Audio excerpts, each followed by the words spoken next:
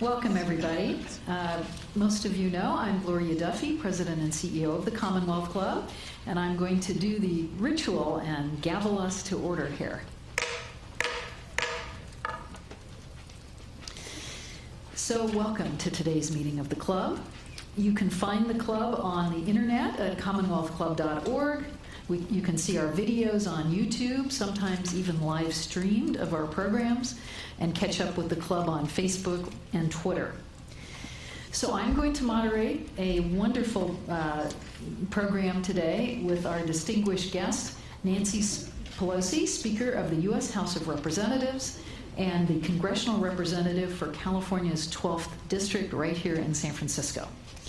Now in her second term as Speaker, Nancy Pelosi is the first and only woman to have held this position and is considered the most powerful woman in the political history of the United States. Among other, yes.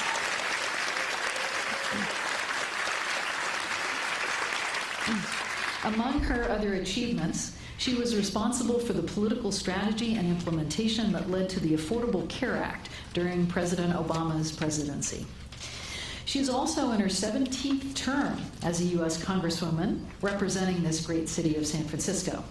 She's the author of the 2008 book, Know Your Power, and indeed she does. When Nancy Pelosi first ran for political office at the age of 47, she wasn't new to politics. She worked with her father while he served as mayor of Baltimore. Then she worked for Jerry Brown's presidential campaign and served as the Democratic Party chair here in California. She developed through those many years the policy and strategic leadership qualities that would propel her to the peak of American politics and public service. I have a personal story about Nancy's dedication. She and I were on a congressional fact-finding trip in 1985 to Central America. We were in Managua, Nicaragua. She was then the finance chair of the Democratic Senatorial Campaign Committee. We were staying at a hotel in downtown Managua. The rest of us all went out to dinner on the late side in Central America. We came back at 11 or 12 at night. There were no cell phones at the time, no phones in the rooms. We found Nancy standing in the lobby at the payphones, making calls to her network as part of her duties as Democratic Senatorial Campaign Committee chair. This is truly a dedicated woman, and I always hold that image in mind of that sort of dark and deserted lobby late at night in Managua, Nicaragua, when I think of Nancy and her hard work for all of us. In the first 100 days of the 116th Congress, Speaker Pelosi and House Democrats have worked on their For the People agenda, passing legislation to clean up corruption and restore ethics to Washington, D.C., passed a bipartisan background checks bill, and what many Democrats call a landmark paycheck fairness bill. Under Speaker Pelosi, House Democrats are also pursuing a bipartisan infrastructure deal, looking at ways to expand and protect the right to vote, tackling climate change, and lowering health care costs and prescription drug prices for all Americans. This progress comes as Democrats welcome the most diverse caucus in the history of Congress, including more than 100 women in the same Congress that America will mark 100 years since women won the right to vote. So today we'll talk about the state of the country, the outlook for progress despite a divided Congress, and the future of the Democratic Party as we head toward the 2020 presidential election. Please give a warm welcome to our representative in Congress and our national political leader, Nancy Pelosi.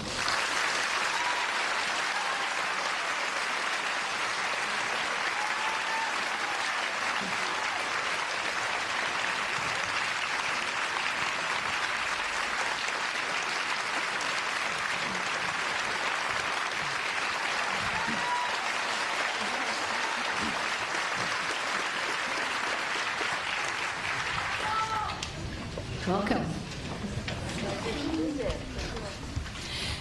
We have so many things to talk about. And I think because it's top of mind for everybody, let's start with Robert Mueller's statement this morning. So most people know the news. He's shut down his office, resigned from the Justice Department. He's said that if he had confidence that no crimes had been committed, he would have reported that. He made a number of other statements about a president not being able to be convicted of a crime while in office. Tell us, I know you've made one comment already this morning. What is your reaction to his statements this morning? Thank you, Gloria, for your question and for the invitation to be here today. It's also wonderful to be at the Commonwealth Club, so many members of the club and concerned citizens, especially my family, my daughter Christine, her husband Peter, her father-in-law Phil Kaufman, and our grandson Octavio. And welcome. And I understand that my son Paul, our son Paul is here, Paul Jr. someplace. Paul, welcome. In any event, this is a family affair for us always. We always like to hear, whether we're present or viewing or listening, to what is of interest to our community. And I want to salute Gloria Duffy. She's just so remarkable, and we're so blessed to have her in the role that we have. While she mentioned what I was doing while they were having a late Central America-style dinner, I'll tell you what she was doing during the day. And this was so remarkable to all of us because it was, we were there to see what was happening. Madeline Huss-Russell, many of you maybe have heard of Madeline Huss-Russell, but she had something called the Columbia Foundation, which sponsored a California trip to Central America. And this is history, so we went, and it was Democrats and Republicans, NGOs. It was lovely. And when we were there and we were observing what they were teaching in school, what was happening with then Ortega, still Ortega, in Nicaragua, but what was happening in El Salvador and the rest, and as well as Honduras, where some of the Contras were, whatever. Gloria was always taking notes. Dr. Duffy, Gloria was always taking notes. And she was so serious, and she is, as you know, an expert on the Soviet Union, Russia, and she was taking notes as to the equipment, whether it was the helicopter, the parts, the airplanes, the weapons that were there, and she knew their provenance. But we didn't know how they could have so much stuff there until we later found out about Iran-Contra. But she was really getting to the heart of the matter right then and there. So it was an honor to travel with her then. It's an honor to be with her today. Thank you, Gloria. So this morning, we all heard a very patriotic American make his presentation.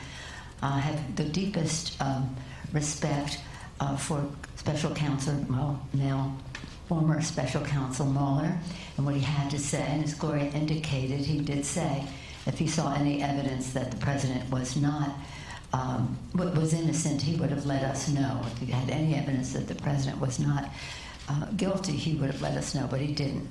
He didn't, and I think that was very, very important. While I have the deepest respect for him and thank him and his team for the presentation of facts that will further lead us to help us in the Congress and in the courts, this is a very valuable contribution. I am gravely disappointed in the Justice Department for their attitude, their misrepresentation of the Mueller report to begin with, their hiding behind something that you could never find in the Constitution, that the president is above the law, and their misrepresentations, even under oath, by the Attorney General to the Congress of the United States.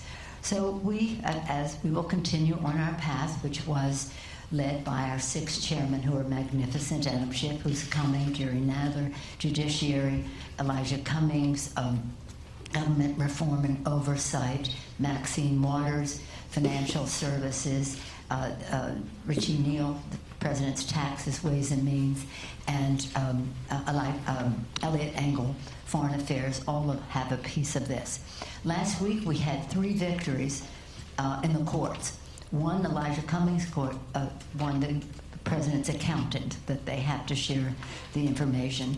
2, Maxine Waters, the Deutsche Bank decision, which is they have to share the information, and 3, not related to the Russia investigation or that, but related to other problems we have with the president and his view of the Constitution, is that the court said that he cannot use Defense Department funds to build a wall, to use that money to build a wall. We also had a victory in Adam Schiff's committee in that the Justice Department, under threat of subpoena and legal action, decided that they would give certain important documents to the committee, and that was a victory. That was 4 days, 4 decisions in 5 days, very important to advancing our getting the facts for the American people, getting the truth for the American people. Where they will lead us, we shall see. Nothing is off the table. But we do want to make such a compelling case, such an ironclad case, that even the Republican Senate, which at the time seems to be not an objective jury, will be convinced of the path that we have to take as a country. So you mentioned the victories in court, you mentioned the various committees doing their investigations. Some in Congress want to go further. Representative Steve Cohen of Tennessee open a dedicated impeachment inquiry, judiciary committee potentially. Are you... Judiciary committee what? Well, open a specific investigation of impeachment.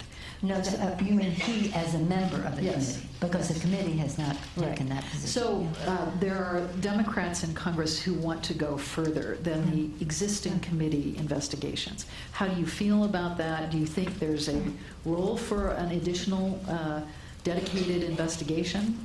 Well, let me just say that I'm very proud of our House Democrats. They've been very, shall we say, conscientious about how they've reached their decisions, and I think it's like 35 of them out of 238, or maybe it's 38 of them out of 238 have said that they wanted to be outspoken on impeachment, and many of them are reflecting their views as well as those of their constituents. Many constituents want to impeach the president, but we want to do what is right and what gets results. What gets results. And we have to remember. So, yes, there are some, and the press makes more of a fuss about the 38 than the 200, who are over half of the Congress, after half of the Democrats in the House sit on one of these 6 committees. So they're all on the path of finding more information. Just to recall, many of you were not born then, but during the what would not become impeachment, but the impeachment investigation of Richard Nixon, it took months and months of a Senate committee that was solely dedicated to researching impeachment before they then decided to have articles of impeachment come from the House, which were never executed because the House and Senate agreed. It was a Democratic House and a Democratic Senate. We have a different scenario now. So the case has to be very compelling to the American people. So we are legislating, and we wish the press would cover more of that. Thank you, Gloria, for pointing out some of the bills that we have passed and sent to the Senate, about gun safety, women's rights, equal pay for equal work, Violence Against Women Act, gun safety, the list goes on, climate action now, the list goes on.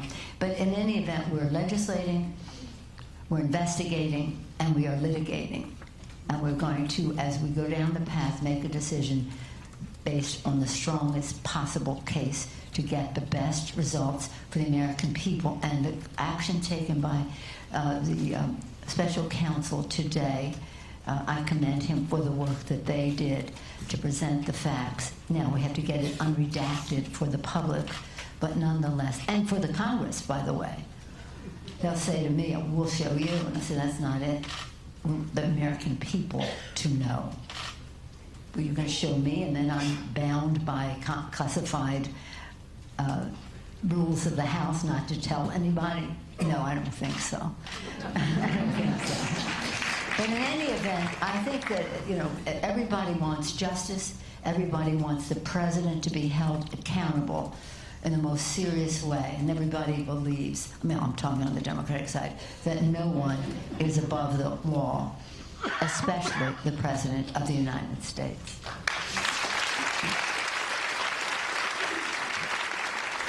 We'll come back to the remedies, the 2020 election, and the run-up to Sure, there'll be some questions further down the future. But let's talk about legislative priorities. You mentioned some of the bills.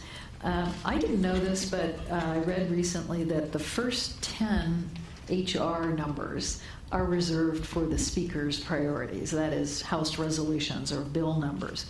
So you have, I think, 9 or 10 on the list. Let's talk about some of those priorities. Number one, I understand, is the For the People Act of 2019, voting rights and ethics. What does that do? What's the intent? The For the People Act is something that was very major, a priority for us in the campaign. Last year, our agenda was for the people. One was to lower health care costs by lowering the cost of prescription drugs and preserving the pre-existing condition benefit. Number two, lower health care costs. Number two, increase paychecks by building the infrastructure of America in a green, resilient way. Number three was cleaner government, lower health care costs, bigger paychecks, cleaner government. And this was legislation set out to address the fact that big, dark money has too much of a role in decision-making in Washington, D.C. And sometimes people say to me, well, I understand the healthcare thing, I understand the building infrastructure and paychecks, but why is H.R. 1 important? Well, it's central. It caffeinates everything else. It gives people confidence that if big, dark money from the fossil fuel industry were not interfering with our climate crisis and our agenda to address it. If big, dark money from the gun lobbyists were not in the play, we might be able to pass in the Senate, which we've already passed in the House, Gun Violence Prevention Act. The list goes on. And so that is central to the integrity of people voting in Congress. I'm not saying that everybody is painting everyone with the same brush, but what I am saying is right now you see the president in denial of science on climate. How could that be? How could that be? In addition to that, we won this election. This is not politics, this is civics. We won this election in the most gerrymandered, voter-suppressed political arena you could possibly imagine. And that isn't the way it should be. We were able to win in spite of the fact that they suppressed the vote, they gerrymandered the district, they had politicians choosing their constituents instead of constituents choosing their politicians. And nonetheless, we still won because we leapfrog, is that what it would be? over all of that with H.R. 1. Part of H.R. 1 and central to it is John Lewis's piece, which is about ending voter suppression. We can go more into that if you wish. And the other piece of it is to pass the Voting Rights Act. And that is in H.R. 1, but it's also taking a little, we passed H.R. 1, but we need to do more on H.R. 4, passing the Voting Rights Act, because we have to have, again, ironclad case in the court so that they don't overturn, as the Supreme Court did, in my view, wrongly, the Voting Rights Act that became law in 2007, that recent.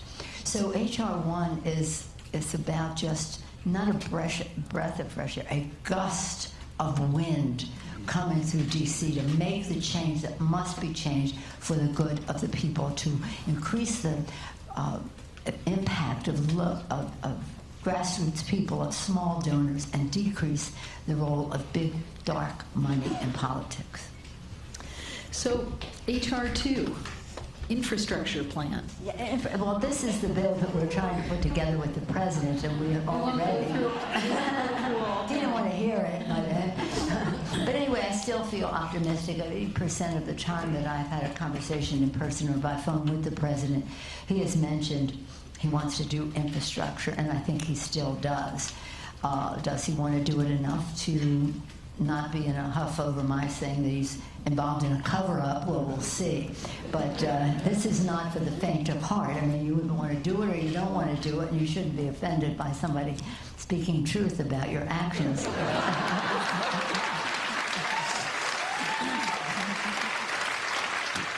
this is essential. And if I may, Dr. Duffy, if I may, Madam President. Gloria.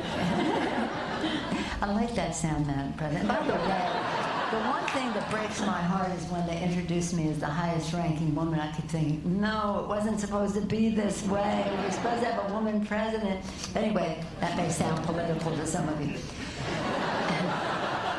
Let me just place this idea, this infrastructure in a larger perspective. I believe that we have three imperatives that we must address in our nation. And our For the People agenda is part of that, but it's bigger even than that. And one of them is the existential threat to our planet that the climate crisis poses, and the denial that this administration and our friends on the other side of the aisle, whether because they're cozy with the fossil fuel industry or whatever it is, are in denial about the science. This is a challenge to the planet of this generation, and young people understand it better than even the President of the United States. So that's one. One of the others is the obscenity of income disparity in our country. This is wrong, that the fact that CEOs can make 300-400 times as much as their employees, when it used to be maybe 40 years ago, only 30-40 times as much. But now, in a 2-week period, a CEO might make as much as an employee makes in 10 years.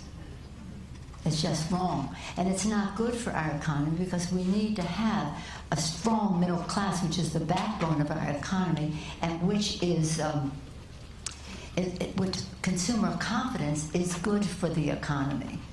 So disparity of income, climate crisis, all served by building the infrastructure of America, raising paychecks, the amount of paychecks, as well as doing it in a green, resilient way. And the third imperative, one imperative, address the climate crisis. Second imperative, address the disparity of income in our country. Third issue, cleaner government, which makes the other two possible. So if we channel our energies and our legislative priorities in a way that advances those causes, addresses those priorities, it will be not only good for our economy and our society, it will be good for our democracy. And I want us to do it, and I say this to members, and sometimes, well, you tell me if you agree or not. I want to do it in a way, the priorities that we have through 1 through 10 here are those that have the very broad support in the public. Very broad support: gun safety, equal pay for equal work, violence against women, we've named some, gun violence, prevention, and the rest. Climate action now. Equality Act, ending discrimination against LGBTQ community. These issues have broad support in the public. And so that's where we want to go, is to make progress in the place where we have the most unity. I think our founders were brilliant. Thank God they made our Constitution amendable so we could ever be expanding freedom. But they also gave us guidance. They said, e pluribus unum, from many one. They couldn't imagine how many we would be or how different we'd be from each other. But they knew that we had to strive for oneness, that our country is one, rather than to divide, but to unite. And that's what we hope to do in all of our actions, is to remember that guidance, which is very important. They're not out there to just pick a fight to pick a fight. We're out there to get results to improve the lives of America's working families and for the children. So a small plug for the Commonwealth Club. We don't lobby or take positions, but for 11 years we've had a project called Climate One, which educates and promotes debate and learning about climate change. So we're very active in trying to spread awareness of the science and so on. There are a couple of different... Thank you for that. It's very important. And it's about public health, clean air, clean water, food safety, public health. It's about jobs, jobs, jobs, jobs, green technology, America being preeminent in the world in green technology. It's about our national security. national security experts tell us all the time that the climate issues, whether it's rising sea levels, encroachment of deserts, drought, famine, all the rest, will cause migrations which can sometimes lead to conflict. So it's a security issue, and then also it's a moral issue. If you believe, as I do, that this is God's creation, we have a moral responsibility to be good stewards. And if you don't even share that religious approach, we all know that we have a responsibility to future generations to pass on this planet in a responsible way. So we have every motivation, whether it's security, jobs, health, morality, to do what you have taken the lead on. And I thank the Commonwealth. Well, and thank you for your leadership. There are a couple of different strategies in Congress now and on climate change. So there's the Green New Deal, which some members are sponsoring legislation to support, and then there is the legislation to shore up the Paris Climate Summit. Could you talk about where you fall among these different strategies, and why not the Green New Deal, which is a bit more comprehensive or radical, if in fact this is the existential threat? Well, the Green New Deal is a wonderful aspirational statement, and that's what it is. It's not legislation. It's an aspirational statement, and it's a wonderful thing to attract attention and galvanize support, but it's not legislation. We still have to, and that's why I appointed a select committee on climate headed by Kathy Castor, who's wonderful from Florida. She is on the Energy and Commerce Committee, a master at all of this, and actually 3 freshmen. I put 3 freshmen on the committee as well to address what the best legislation is for us to go forward, in addition to what we passed H.R. 9, which is climate action now, to reinforce our involvement with the Paris Accord and to ask the President what his suggestions are. But it's not, legislation is legislation, as advocacy is advocacy. So some of those things will be included. Some of them have nothing to do directly with climate. They have to do with income and this or that. And again, all of this is related. But in terms of what we put forth for the Climate Crisis Initiative, that will be developed. And I have tasked every committee of Congress, whether it's the Defense Committee, whether it's Energy and Commerce, and Natural Resources. Some of them are the natural domain of climate, but others, like Defense Department uses more energy and can be more, shall we say, climate conscious than any of the departments, and make a big difference. But of them all, the Ways and Means Committee, in terms of how we would finance, how we go forward, Appropriations Committee, what initiatives we can take. But you have to know, let me just put this in this context. When I was Speaker the first time, my flagship issue was climate and energy independence. Working with President Bush, he was a climate denier, but he understood that we had to clean up the air. And so we passed the biggest energy bill in the history of our country, the Energy Bill of 2007. It was like taking tens of millions of cars off the road when we raised the CAFE standards, the emissions standards.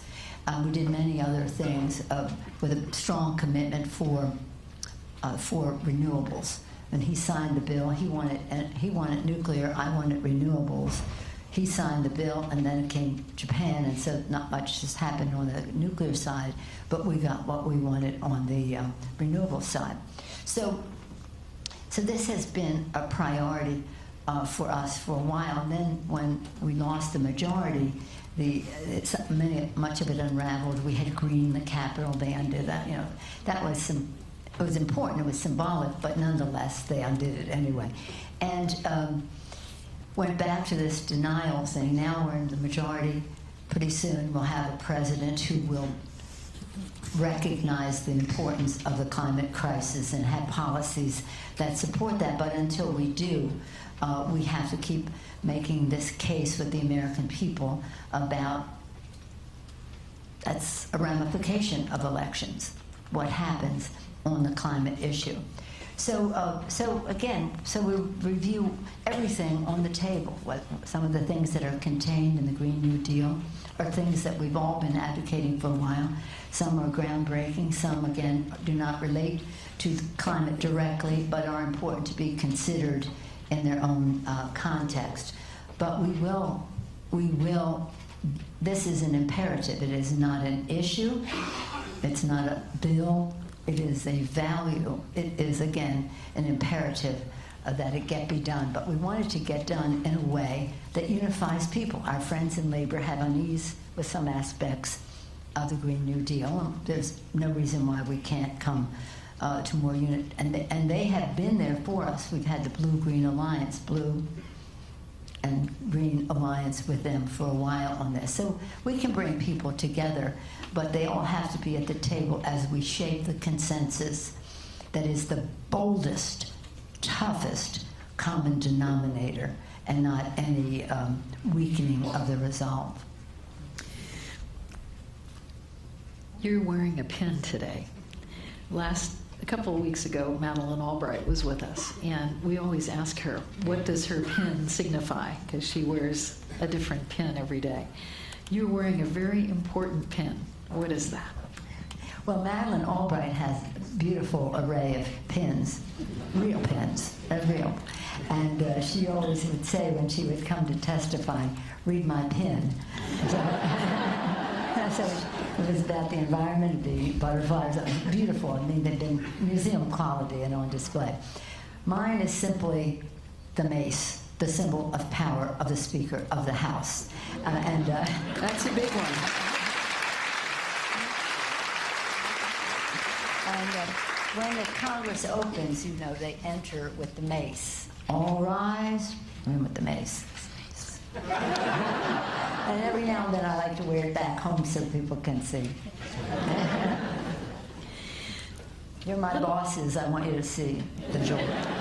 Let's talk about your leadership. Jerry Brown was with us recently, and we talked a little bit about accomplishments after the age of, say, 70. He talked a little bit about what he learned in his first term as governor, or his first round as governor, and how he applied those in his second round as governor. So what have you accomplished? What have you learned over time? There's been this debate, of course, about Dianne Feinstein and should she retire and all of that. I've noticed that there's a lot of accomplishment by our leaders in their 70s. Do I consider this a rude question? Or I would from anyone else but Gloria. Let me just say this. It's not meant to be. Let me say, no, I'm teasing. Here's the thing. One thing that Jerry Brown said to me when I became Speaker again, he said, "There's nothing as liberating as term limits." And that's a lesson in that, don't you think? Because at a certain point, when you have your experience, look, I think from my standpoint, one of the things that held me in good stead when I became leader to begin with, first of all, just to put it in context, I had never intended to run for Congress. Never. Or run for any public office. You said I'd worked with my father. I was a little girl. I witnessed public service, and when I was in first grade, when I was born, he was in Congress. When I was in first grade, he became the mayor of Baltimore, Thomas D'Alessandro. When I went to college, and my whole freshman year of college, he was still the mayor of Baltimore. It was the only life we knew, is that public service is a noble calling. Doesn't mean you run for office or even just engage in campaigns, but you involved civically. And they placed a big value on that, and that's part of what I learned there. But I also learned how to count votes, and that's an important thing. I also learned, and what I say to candidates all the time, know your why. Why are you running? What is your vision? Show us. What do you know about it? Your knowledge. How do you expect to accomplish something? What is your strategic thinking, your vision, your knowledge, your strategic thinking? Most important thing, though, is how do you connect heart to heart? This is all of here, the rest of it, heart to heart with the voters, so that they know that you care about their hopes and dreams, their aspirations, and their apprehensions. And that's really what is important. And that's kind of what you learn. I mean, I never intended to run for Congress, first of all, but then I never intended to run for leadership until people encouraged me to do so.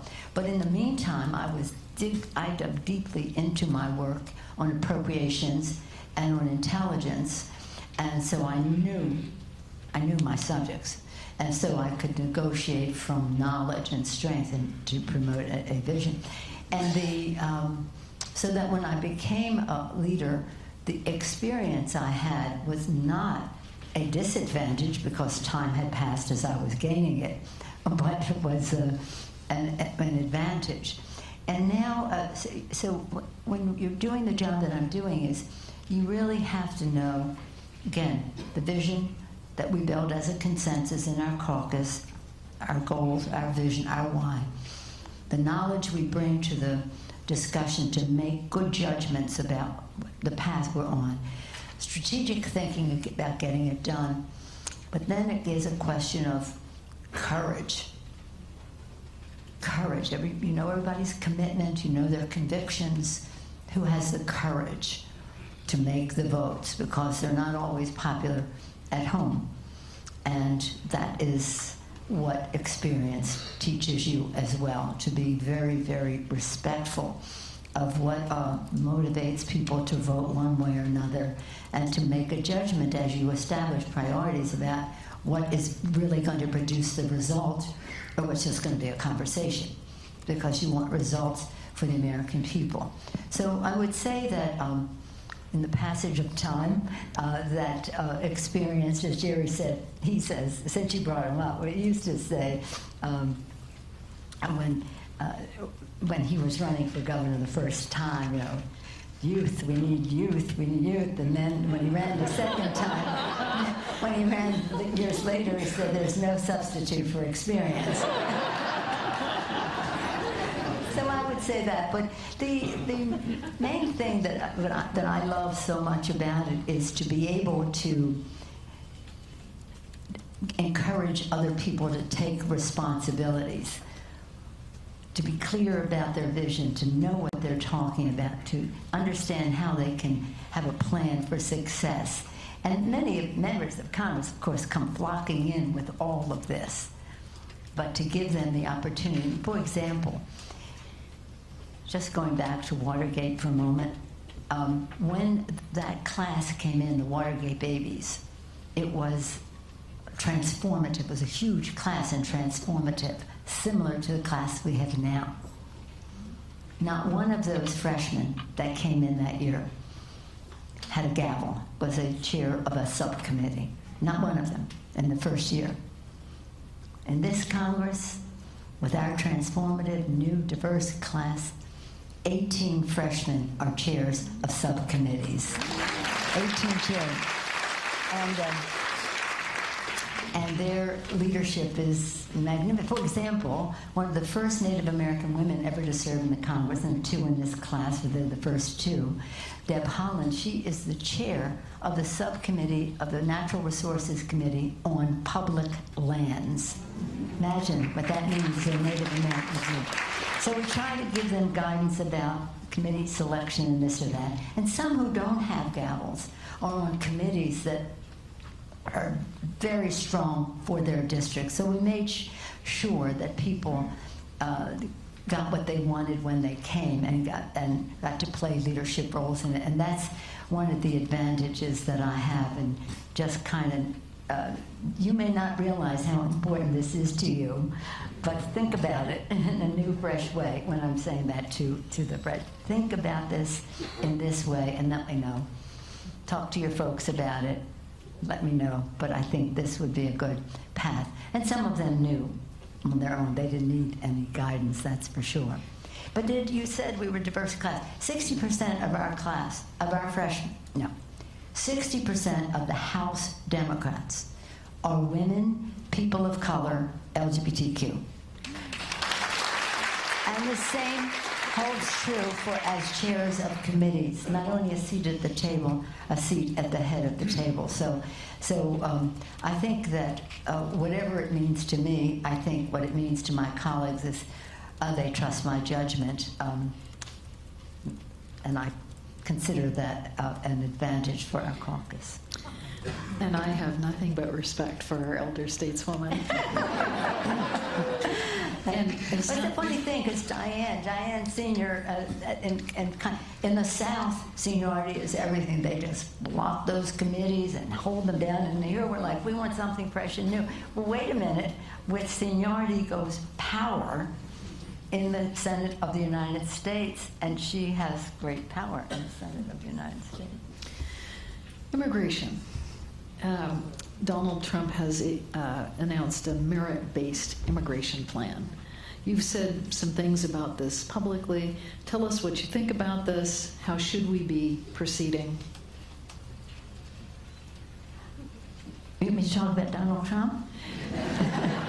Let me talk about Ronald Reagan instead. Okay. This is what Ronald Reagan said. This is the last speech I will make as President of the United States. Does that get your attention, Ronald Reagan? This is the last, and I want to communicate a message to the country I love.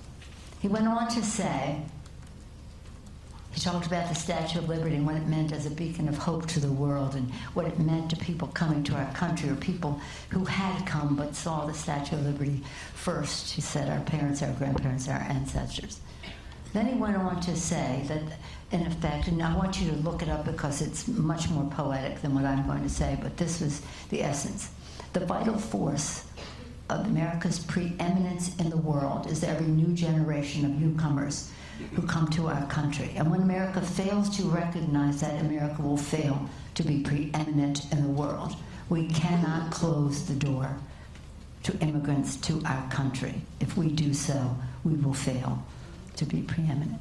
Ronald Reagan, President Reagan, President Bush, President Clinton, President Bush, President Barack Obama all subscribe to the vitality, the rejuvenation, the reinvigoration of America, of that immigration is to our country. Hopes, dreams, aspirations, courage, optimism, determination to make the future better.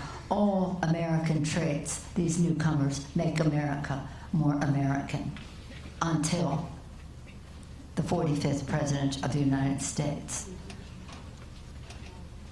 Now, do we need to have comprehensive immigration reform? Of course we do. And there was a bipartisan bill that passed the Senate that the Republicans in the House would not bring up a few years ago, unfortunately. It was a lot of compromises. I didn't love it to death, but I loved it enough. And but they just would not give us a vote on it. We have to get to that place. When the president says merit, turn it upside down. That means make America white again. Have people leave. Just go back, and we'll just let in who we like. I don't know if merit counted for when his wife's family came into the country. I don't know. Maybe it did. God bless them if it did. But he calls that chain migration, which he wants to get rid of, family unification, instead call it merit. Should we attach a green card to the diploma of so many scientists and engineers and all the rest, and graduate students who train in the U.S. so that they can stay here? Of course. But that's not the point. The point is that the president does not share the view of even Ronald Reagan and two Bushes in recent history as to the value of the vitality of immigrants to our country. So there's an audience question about abortion rights, and there's a sense that some of the state legislation going on is gradually removing some of the Roe v. Wade protected rights. So in that context, the question is, how can we finally get or preserve abortion rights for all American women? This is really a tragedy, what is happening in terms of Alabama. I was in Ohio recently. They have a law. I was in Missouri recently. They have it's heartbreaking because it's so disrespectful of women and women's right to choose. and it goes along with, we don't want equal pay for equal work, all those kinds of things as well. It's a sign of disrespect. But it's one that is brutal. The Roe v. Wade is the law of the land. It should be upheld instead of being undermined. I don't want to be a fearmonger, but I do think we have to take drastic action. By that I mean full-blown mobilization every place. My daughter Christine participated in one of the 400 you had in one day right after Alabama. They had all over the country on this. This is absolutely wrong. But if you promise not to tell anybody, I told you this. This is how he got to be President of the United States. 3 years ago from this June, the President said, I will choose my justices from this list. These were all anti-Roe v. Wade judges. Just about 2 weeks ago, within the past few weeks, the Senate approved some judges. One of them said that family planning caused cancer. Another one said Planned Parenthood killed 150,000 people in recent time. Another one said that family planning undermined the religious nature of our country. So understand this. This isn't about just abortion. It's about family planning. It's about a woman's right to choose the size and timing of her family with her own family, her own God, her own doctors, and the rest. So this is, understand, it's for 25 years, my first 25 years, and I kept saying to people, it's about family planning. Understand this. They use abortion as but because they see division there, and they describe it in horrible ways. But this is also about family planning. If you understood that they believe that all coming together should be about conceiving a child. So marriage equality and Roe v. Wade are both of their targets in that regard. And it's really so very, very sad. So we just have to be active. We don't agonize, we organize. And we have to organize all over the country so that people understand that this is not the right thing to do. The hypocrisy of it all, that they would say no exception for rape and incest. Would something like that happen in their family? Do you think they would not avail themselves of other choices? And then for them to say a doctor who performed such a procedure would go to jail for 99 years or something like that. This is not real. Now, I have this fight with them all the time over the years because I felt my husband Paul and I were blessed to have 5 children, and we had 5 children when we brought Alexandra, our youngest, home from the hospital. Our oldest, Nancy Corinne, was turning 6 that week. So I know the program, and that's great for us, but why should that be something that someone else should subscribe to? So when we had this debate on the floor some years ago, and it just steams me because it's not their business, and they don't know what they're talking about. I don't think they need to lesson the birds and the bees.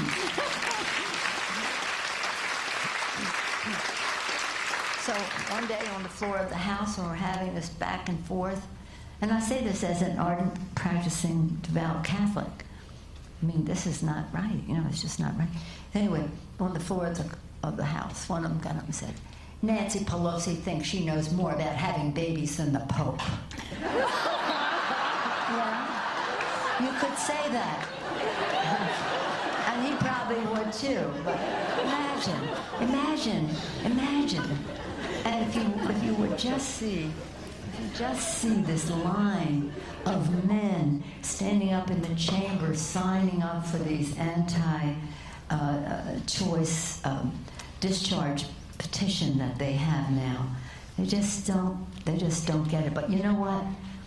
We again don't agonize, organize. We just have to understand that elections have ramifications. And without the support of the evangelical community whom I work with on immigration, they're wonderful on immigration. Many of them do believe this is God's creation and we have to protect our planet.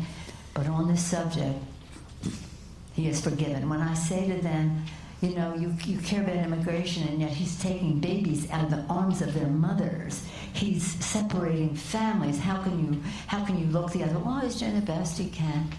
Really? That's the best he can? Well, maybe it is, but that's certainly not good enough for humanity. But it is what got him there, and that's where he is. That's what brought him to the dance. That's where he is, and he's appointing those judges who will follow that course of action, and that's most unfortunate. So this next year and a half may go by quickly, and everybody be in good health. And so we'll see what happens next. But we really do have to fight in each of these states, and NARAL and Planned Parenthood and so many of the other organizations have been working effectively in different states to try to offset some of the assaults on the judgment of women, and their families, and men too. I mean, families. It's about families. But this is really tragic because of what it could lead to in those communities. And by the way, do we all agree it harms poorer people more than other people, and the injustice of it all? So there are these many issues, and there's the question of the upcoming presidential election.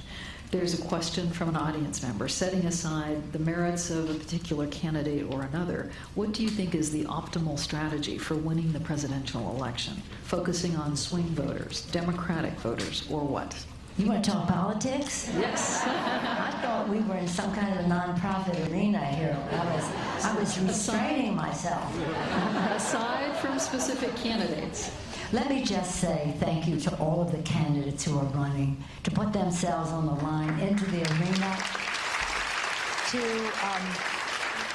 to subject themselves to whatever criticism and the rest. This is not for the faint of heart, to go out there and put yourself forward.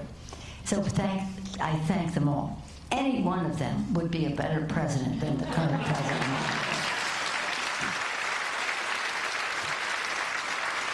They're even better than that. That's a low threshold, but they're even better than that. I do believe that what I said earlier, show your vision, why? Show your knowledge, what do you know about it, so that people respect your judgment. Strategic thinking, okay? Now, all of them have that. I think they've been brilliant. Who connects? That's where the election, who connects to the heart-to-heart with the American people. And I think that will make a difference in as the field, if it does, winnows down before the convention. And I think it probably will. But it is a message that is wonderful for me in San Francisco. Is something that we have to incorporate into a more mainstream message across the country. It doesn't mean that we lessen our intensity or anything. It just means where we have the most consensus to win. That's how we won last year. Respecting, again, my San Francisco message is a big winner here. It may not necessarily be a big winner other places, but raising the minimum wage, health care for all Americans, protecting our environment, all the things that are something that we would all easily agree with, and to do so in the most aggressive way are mainstream messages across the country. So we'll just see who can, I always just say who connects, because we've had great candidates before who had all the vision, all the knowledge and judgment, all the strategic thinking that not necessarily always connect. So look out for the emotional connection in addition to the rest of it. But aren't we proud of them? They're all so courageous. I'm going to tell you something. It is not for the faint of heart. And I'll just tell you myself. People ask me, how do you take all the hits and the target, blah, blah, blah. I said, that's their problem. If I were not effective, I wouldn't be an object of their negativity.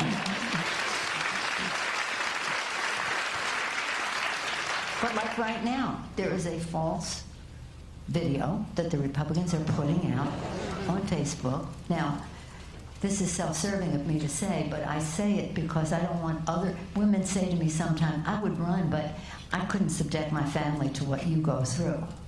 So we need you to run. So, you know, we have to get past that. But when something like Facebook says, I know this is false, but it's a lie, but we're showing it anyway.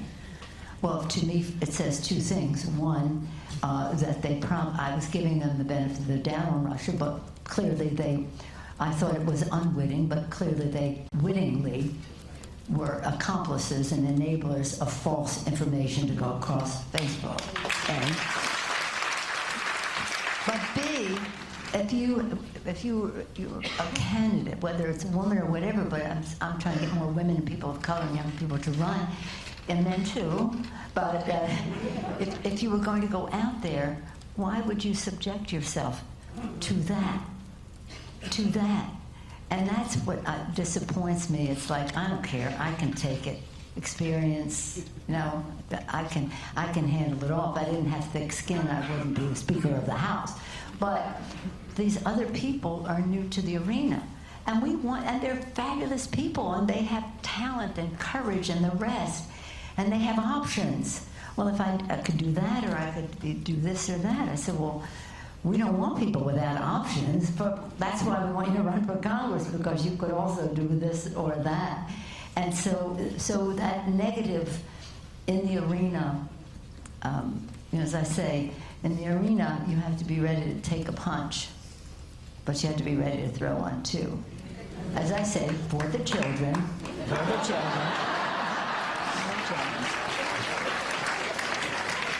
So yeah, it is to women, though, really know your power, know how important it is to have many more women. We have 106 in the House of Representatives. 91 are Democrats, because we made a decision to elect women every year, more and more women to a time. And many of them are chairs of committees. So, but it's the uniqueness. Is it different? Yeah, it's different, and different is important. Different view at the table. So when you're thinking about it, think about how needed you are. And I have no doubt, this is an absolute fact. You might consider the rest opinion. This isn't an exact fact. If we lower the role, decrease the role of money in politics, and increase the level of civility in politics, we'll have many more women and minorities and young people taking a chance and running for office. So, the club this year and next year is doing some concentrated programming on mental health and mental illness. We're collaborating with the Pritzker Family Fund and UCSF. We had a great talk a couple weeks ago by the actress Glenn Close, who's working to destigmatize mental illness. Some of the candidates, presidential candidates, are surfacing interesting ideas, and one of them is Seth Moulton, member of Congress.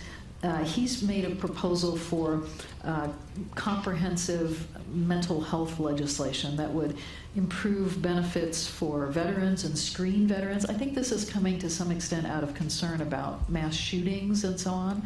Screen veterans, mental health checkups, also screen school children, increase the Pentagon budget for... I'm not familiar with his legislation, but let's enlarge the issue to the mental health issue, yes. Which we did pass legislation for mental health parity. It is a health issue. It is a physical health issue. You know, it's mental, but it is to be treated because it has physical aspects to it. We have that. Then we have part of that into the Affordable Care Act. But what we really need, in addition to that, and thank you for mentioning, and Seth is a veteran, the part about the veterans. Right now, and this is something we spend a lot of time with, honoring our veterans. We say on the battlefield, the military leaves no soldier behind when they come home. We leave no veteran behind when they come home. If every mental health professional who is in school right now, upon graduation, every one of them went to to address veterans' mental health concerns, we would still not have enough, and there'd be nobody for anybody else. So we have to enable many more people to be engaged, whether we're helping with their student loan debt and all the rest of that, to go down this path, because we do need the healthcare professionals. The beautiful thing about our vets is that maybe a third of them have admitted to mental health, a third of returning vets, mental health challenges, and that's a big thing because it had been a stigma before, and now at least a third, and so that maybe mean more are challenged in that way. PTSD, a big challenge to the families, the caregivers of these vets and the rest. But with all the focus we have on vets, it's not just the vets. It's everybody in our community. And while it is an issue that relates to mass murder, most people, 99% of people with mental illness are not violent people in our country. So we cannot kind of say, but for that, we wouldn't have these mass murders. But it is an issue. And we cannot let those who want to avoid gun violence prevention, not registering the guns, but to have people sign up for Background checks. the background checks and the rest of that. We can't have people say, well, we don't really need that, it's just a mental health issue. No, it isn't just a mental health issue. Guns shouldn't be in the hands of certain people. Some of them may have a mental challenge, but the mental health argument is not an argument against background check legislation. So this is deadly serious in terms of how we engage ourselves in conflict and send our people to war, how we treat them when they come home, how we recognize that in families have nothing to do with veterans, that we have these challenges. Glenn Close has a family situation. She visited me recently in D.C. About these issues. And again, removing the stigma is very important, but having the funding is also is even more important to do the investments that we need in the resources, whether it's healthcare professionals or the diagnoses that are important early enough on. But I appreciate your question about mental health writ large. There are many proposals in the Congress, but all of them will have to come through as we subject all of the health proposals, whether it's Medicare for all, whether it's health care for all, but all different proposals on the table just to have health care for all Americans, and that means mental health. And it isn't even a separate category. To us, it isn't even a separate category, but it has been neglected, so we want to treat it in a more important way, the manifestations of it in a more important way. But all of it comes back to building the infrastructure of America and building the human infrastructure in America, healthcare, education, investments in the future for our country, so that to build our country, we have the workforce development to do it. To have our families succeed, they know that they will be able to have financial stability. And the biggest challenge to that is healthcare costs. So all of it is connected.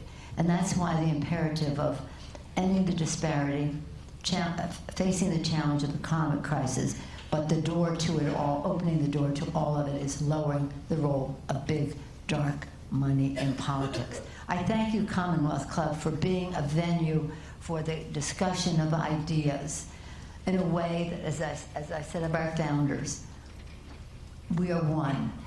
Whatever our differences, we respect each other in the discussion. We don't question motivation except to say, let's share our vision for a country where liberty, justice. How about on with this? How about our founders? Life, liberty, and the pursuit of happiness as part of our national purpose. That pursuit means that we have to work together to be one. Commonwealth Club is a force for all of that. Thank you. Thank you.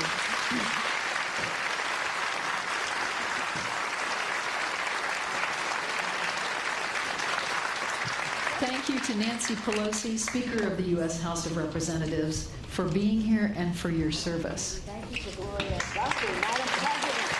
Thank you. Thank you to our audience here, on the internet, on the radio. Now, this meeting of the Commonwealth Club of California is adjourned.